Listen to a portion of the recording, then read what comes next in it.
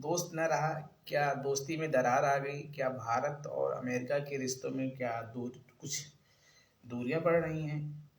ऐसा इसलिए कहा जा रहा है कि डोनाल्ड ट्रंप ने अपने शपथ समारोह में भारतीय प्रधानमंत्री को इनवाइट नहीं किया।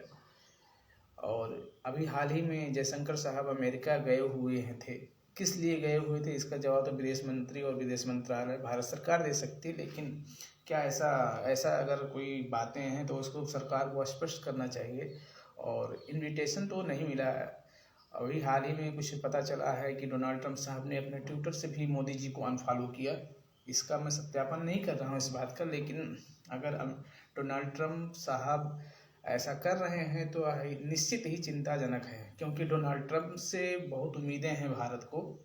क्योंकि पिछले 4 सालों में बाइडेन के कार्यकाल में उतनी उन्नत नहीं हुई जितनी होनी चाहिए थी, जितनी हमारी एक्सपेक्टेशन थी अमेरिका के साथ।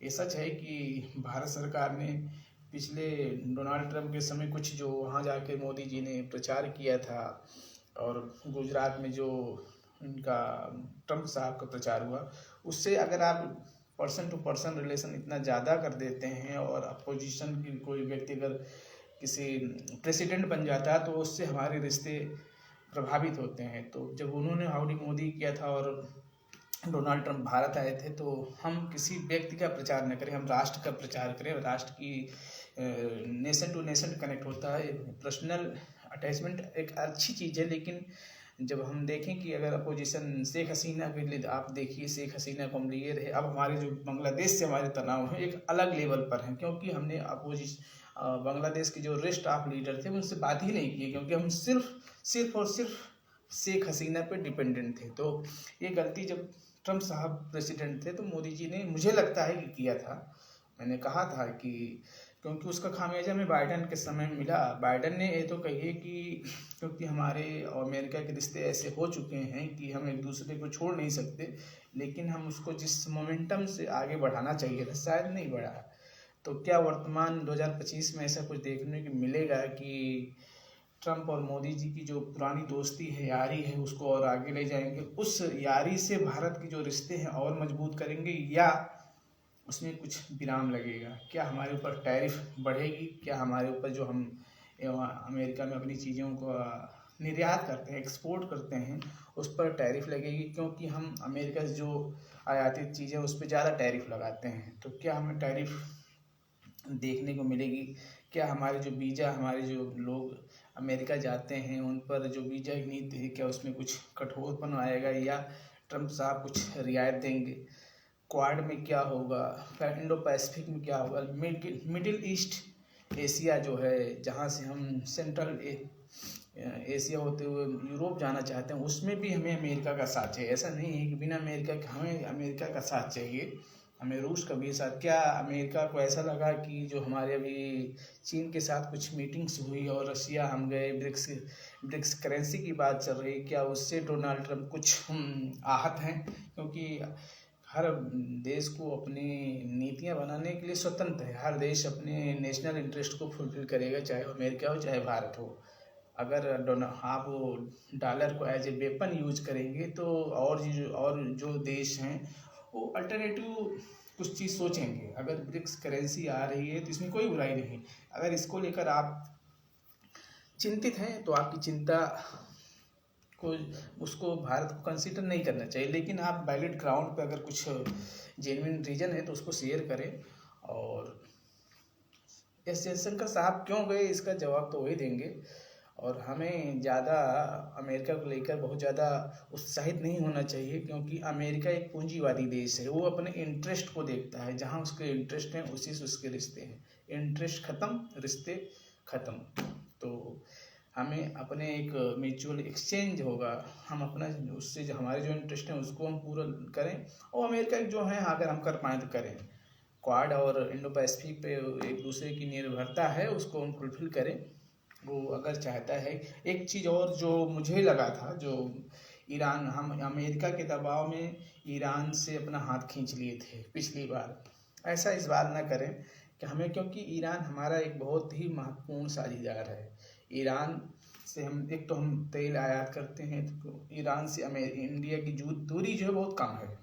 हमें रियायत देता है ईरान, काफ़ी हमारे करेंसी में हमें देता है। तो एक तो हमारी दूरी कम है, तो उससे जो इम्पोर्ट बिल होगा वो कम पड़ेगा और हमें बहुत सहूलियत मिल जाती है। हम लेट पेमेंट भी कर सकते हैं, इंडियन करेंसी में कर सकते हैं। हम कुछ चीज़ों का एक्सचेंज करके, मान लीजिए वो कुछ सामान हमसे लें, हम कोई तेल वहाँ से आयात करें, तो पिछली बार हमने दबाव में ईरान से तेल आयात बंद कर दिया था। इस बार ऐसा ना करें। हम अमेरिका या किसी अन्य देश को समझाएं कि भारत को अपनी चुनौतियां हैं, भारत की अपनी एक विदेश नीति है, अपनी एक ज़रूरत है। भारत किसी के दबाव में काम, आप मोदी जी कहते थे न झुकेंगे न झुकाएंगे, लेकिन ईरान से आपने तेल लेना बंद कर दिया था। आप चाबहार से आप अमेरिकी दबाव में आ गए थे। तो ऐसी चीज़ें, ऐसा कुछ करें कि दबाव ना आए। लेकिन हमें अमेरिका से बहुत सारी टेक्नोलॉजी लेना है, तो टेक्नोलॉजी के लिए वहाँ से हम अगर आया तेल हमको रियायत दार पे मिल रहा हो, दाम पे मिल रहा हो, तो हमें लेना चाहिए। क्योंकि अगर अमेरिका कहता है कि उसका जो ट्रेड इम्बैलेंस है, तो उसमें हम देख सकते हैं कि हम क्या वहाँ से परचेज करें। अगर हम जो चाइना से ले रहे हैं, अगर उसके बनस्पत अगर हम अमेरिका से लें, वो चीज़ें अगर वहाँ अवेलेबल हैं तो हम वहाँ से लें।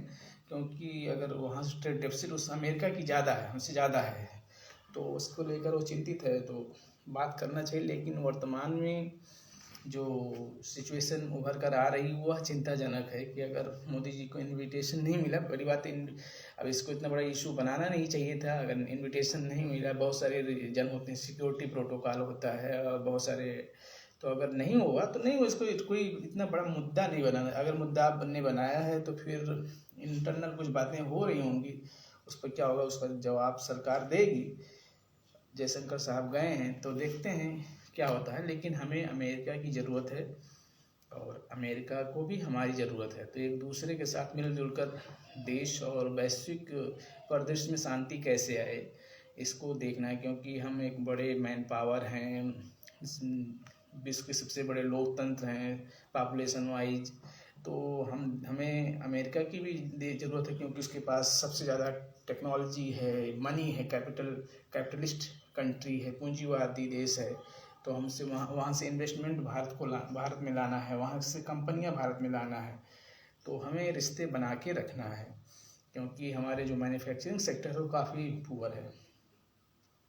इन सबको नज़र रखते हुए भारत को लगातार बातें करनी चाहिए अमेरिका से।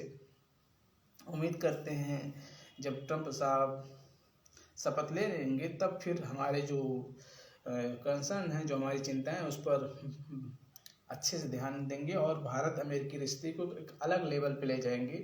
और सरकार को भी देखना चाहिए कि किसी व्यक्ति से इतनी दोस्ती भी न करें कि उसके जाने के बाद हमारे रिश्ते बिगड़ जाएं। चाहे वो अमेरिका में डोनाल्ड ट्रंप साहब हों, चाहे शेख हसीना हो।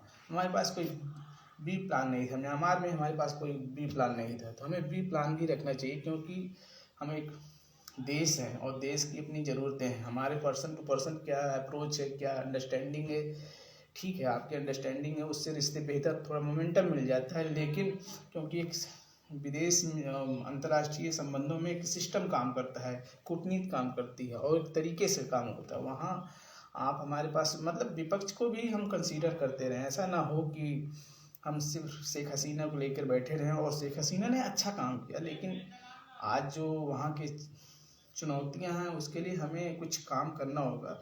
हमें अपने सॉफ्ट कॉर्नर, हार्ड कॉर्नर सबको यूज करना होगा। तो हम यही कहना चाहते हैं कि विदेश नीति में पर्सन टू पर्सन फ्रेंडशिप अच्छी चीज़ है, लेकिन ऐसा ना हो कि उसके जाने के बाद आपके जो रिश्ते हैं वो थोड़े कम हो जाएं। तो आशा करते हैं कि मोदी जी इस चीज़ को अच्छे से हैंडल करेंगे। जयशंकर साहब गए हुए हैं, एक अच्छे विदेश मंत्री हैं और विदेश नीति के अच्छे जानकार हैं। तो हम देखते हैं कुछ अच्छा परिणाम लेकर आएंगे। Thank you.